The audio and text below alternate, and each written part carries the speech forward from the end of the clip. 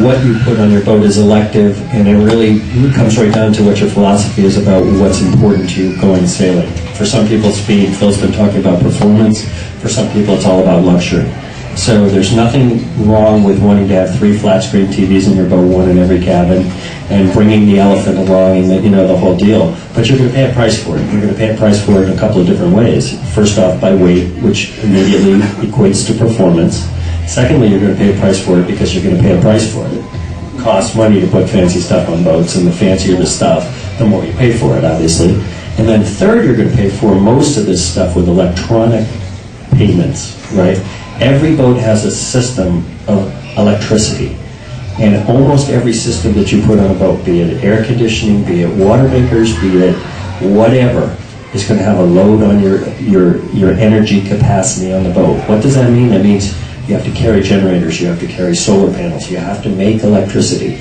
Okay, so if you don't have cruising experience in the past, one of the most important things to understand is that every boat is its own self-contained living system. It has an electric system in it. Managing that electric system is probably one of the most important things to learn about the skill set of how to run a catamaran. And Matt's going to talk to you a little bit at the outset here about what you should know about how to monitor an electric system on the boat. Hello, everybody. I think one of the best things that you can do is get a good charge control system and then get familiar with it and spend a little bit of time looking at your charger and getting to know what your battery's voltages are at a state of discharge and in their charging states, that sort of thing. And then also look at your amp loads when different systems are on and off, and how many amps you have incoming from solar, how much amps you have incoming from your alternators when you're under power, how much amperage you're adding into your electricity budget.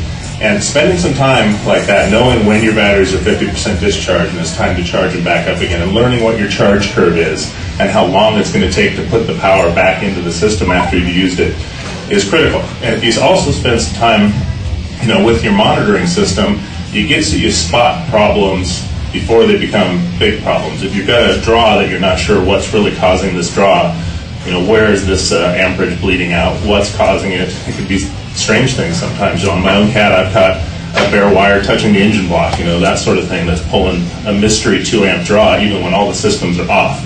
And, when you've got a good charge controlling system, you can find things like that. Yeah, or like some bilge pump is running or whatever. You need to learn how to use your monitoring system. So the first gadget that you want to get on your boat is some kind of real intuitive monitoring system. Hart's made good ones over the years, Xantrex, Mastervolt, all of those companies. But learn to use that thing. It's usually a box. It sits there. You have to scroll through it. I know so many people that go sailing that don't know how to use that. And it invariably ends up in a catastrophe where you run your batteries out, then your engines don't start, the whole program from there, and then your windlass doesn't work, and I mean, it's nightmarish. So that's the first and foremost.